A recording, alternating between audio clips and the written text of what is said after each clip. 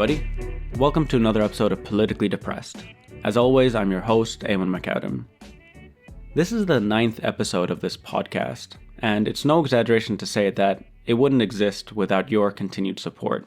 So if you appreciate this podcast and are able to, consider heading out to patreon.com/firethesetimes to make a monthly donation of as little as $5 a month.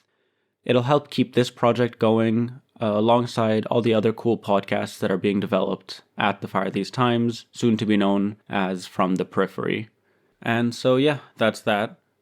I think that was one of the hardest things I've ever had to record because, I don't know, I hate marketing myself, even though, I don't know, it's like, it is a community-supported thing, and if you do want to continue hearing this podcast, god damn it, I've been depressed. I woke up today at 7 p.m. I woke up several times, but I just kept falling back asleep because what kind of world are we waking up to every morning? I just can't do it. It's been something that I've been doing for a few years now. I only became conscious of it like a couple of years ago that I do keep sleeping because once I wake up, I kind of realize like, why would I want to wake up? And then there's also this fact that I would like to stay as tired the rest of the day. But also I kind of want to skip the day, you know? Because I think I definitely developed this in Lebanon, that for some reason, if shit was going to hit the fan, it would hit the fan during the day. Nothing seemed to happen from 8 p.m. onwards. So I would kind of stay sleeping throughout, and then kind of catch up on what had happened. And it seemed kind of easier to catch up than to follow in real time. I don't know if that's good psychologically or emotionally, but that's sort of a thing that I find myself reverting back to. I've always had sleep problems, but this definitely seems much more related to A, what's actually happening, and B, my inability to process and to understand and to just live with it. I don't think anyone really has the answer. It makes me think of the last episode I recorded, the one where I talked quite a lot about my partner. And first of all, I got quite a few responses to that episode, and one of which is sort of a bit of concern about us as a relationship. Don't worry, we're fine. We've been together for 10 years, and I think the fact that I think the way that I do makes it such that those types of conversations and like deep level analysis are almost inevitable. There's actually a really funny Simpsons quote that kind of exemplifies me, where it's like Lisa talking to Mr. Burns. Mr. Burns asks her, So, what do you think of today's popular music? And then Lisa goes on and does her thing like, oh, I think it kind of does this to the youth and I think it nullifies. And Mr. Burns goes, my God, are you always on? So yeah, I am always on, and must be fun to be in a relationship with me. And yeah, kind of being a bit public about that. I mean, having this podcast is definitely a sign that, you know, I'm always on, that I can't stop thinking, that there's a lot going on, and constantly trying to process, but also reanalyze for different outcomes, because I do notice that there's a lot of things we do which is kind of hitting your head against a wall. Or what's that quote that's attributed to Albert Einstein, that insanity is doing the same thing and expecting different results? I think about that when I think about how I've been approaching my activism, I guess, or how other people I see are engaging in activism. I think the very first thing that I ever wrote that was of any value is this essay called Depression and Revolution. And I wrote this a few months into the October 17 uprisings in Lebanon. Basically, I had become quite alienated from the very concept of the protest, especially because at that point, protests would happen less frequently and always targeting the same spot. And it was just a pattern. Go down, go to the parliament, get tear gassed, run away, get into a confrontation with the cops, run away, rinse and repeat. And it was like, after a few months of that, it's like, okay, are we just going to keep trying to do the same thing and expecting different results? And so I'm thinking the same thing now. It's been, what has it been, 130 days of genocide? And a lot of us in Palestine solidarity groups, or even just as individuals, have been doing kind of the same tactics over and over again and behaving as though this is still, day 10 or day 20, but a lot has changed. And so our tactics need to change. And actually, I kind of want to analyze this in a way that slightly removes myself from the equation, because I think this is an analysis that's very valid, that I think a lot of people have had, not just in terms of protests and solidarity for Palestine, but other forms of protest for other causes. So, for instance, a lot of the Just Stop Oil or some of the climate protesters, you know what I mean? Like, how many times are we going to throw soup at the Mona Lisa before we decide that that's just not an effective tactic? And that the situation, whether ecological or in terms of colonial violence or any of these things, has reached a level such that we can't afford just to keep doing the same tired old tactics and expecting them to change and slowly developing them. Like, there is an urgency to really figure the shit out now and act accordingly. And so, what does escalation look like? And I've seen people talking about this on Twitter, and it's something I really rack my brain around because, especially as an immigrant, I'm very aware of the law. Like, I see it much more close and much more threatening than others. And basically, this is tying into why I even brought up my last episode, because what really scares me is that the people who are on the front lines, who are the most active in protests against the ongoing genocide, but also their local governments' complicity and complacency with this genocide, and with it, global Western imperialism, etc., are some of the most marginalized in these societies.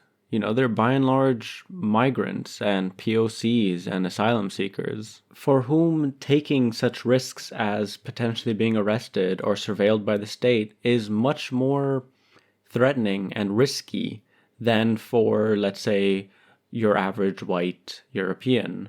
Part of the frustration that you must have heard in the last episode comes from this projection of, not just my partner, about white people in general, that there's a kind of quiet assumption, if they agree or disagree with what's happening, you know what I mean? Who, their heart is in the right place. Because I hear this a lot from a lot of Austrians, a lot of Germans, that, actually most people are against the genocide. And I'm like, okay, so what? Where are they? I haven't seen them. What does that do for me? What does that do for people in Palestine? Translating those sentiments into actions is what needs to happen.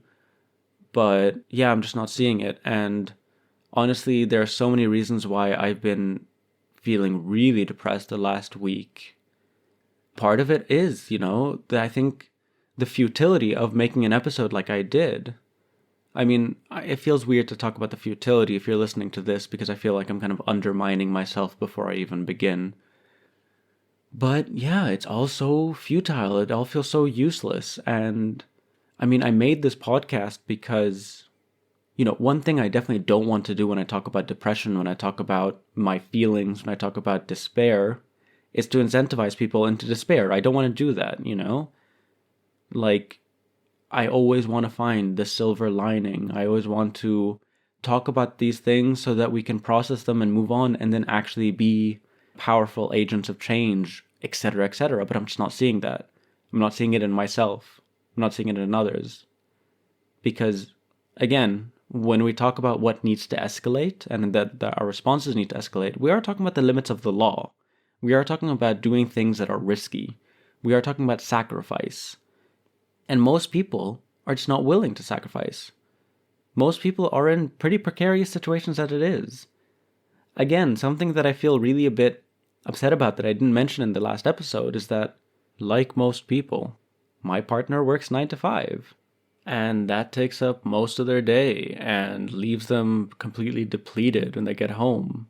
And little time to be able to relegate to thinking about things that feel far away, but, as I keep saying, are not actually that far away. It's just, it's there are certain things that, from my analysis, from how I see things, are necessary. But most people are not able to push themselves to live up to the challenge. Not by choice, again, by necessity. Like, the world will end on the trajectory we're in. The genocide will continue, will unfold, will reach its zenith. Like we're seeing now, they are attacking Rafah. There's 1.5 million people in an area smaller than most cities, and it's terrifying. It's fucking terrifying. It's horrible. It just blows my mind that there's these Twitter discourses about Mu'taz meeting with Mahmoud Abd. I don't give a shit. I don't give a shit. This is incredible. Like, how our impotence manifests into this kind of need to have an opinion, to need to be relevant, but in a way that's just so destructive and petty and utterly useless. I've talked a lot of shit about Twitter, and Twitter's a horrible place, and so there's a lot of alternatives. And one of them is Blue Sky, and I've been on Blue Sky, but genuinely, it's insane to be on there. I can't stand it for more than... It's like going to just any cafe here, you know? A bunch of white people talking about their memes and their lives, and it's just like... I just find myself going on there just yelling at people. There is a genocide. This is happening in your name. Ha ha ha, funny Super Bowl joke. You are supporting genocide and you're complete. Like, you know what I mean? I've become angry again, and I don't like myself angry. I've become contemptuous, and I don't like being contemptuous. I don't know how to avoid it. I don't know if I can avoid it, but I kind of don't want to even try to convince people anymore.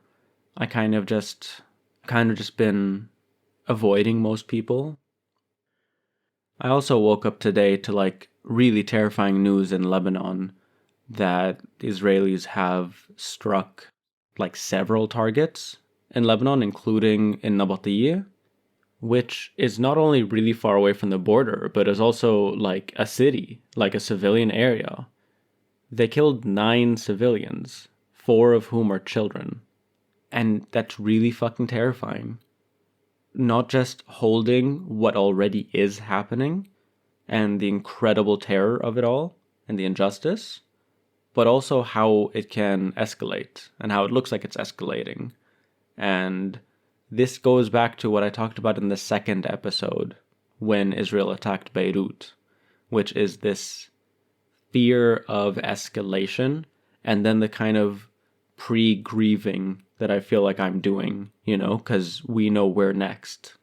Sorry, I kind of dropped a Succession inside joke there with pre-grieving. And for any of us who have seen the show, you know how well that works out. But so I have that constantly. And so every time I see the escalation, the desire for the Israelis to push the war further, to keep pushing Hezbollah's buttons, and to keep pushing to see how far it can go, it's fucking terrifying.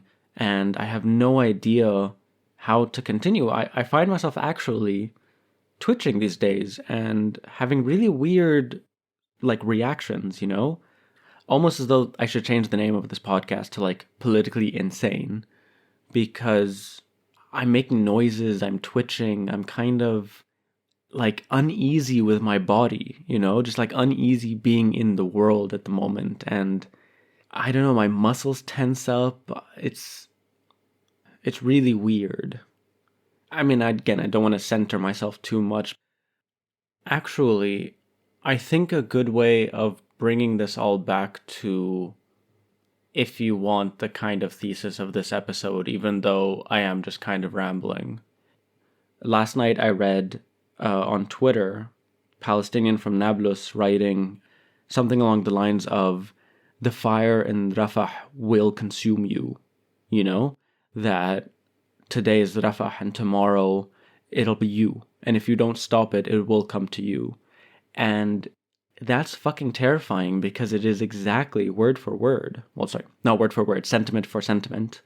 That very famous poem from the Second World War of first they came for the trade unionists, but I did not speak because I was not a trade unionist. And then they came for the Jew, but I did not speak up for the Jew. And then they came for me, and there was no one left to speak for me.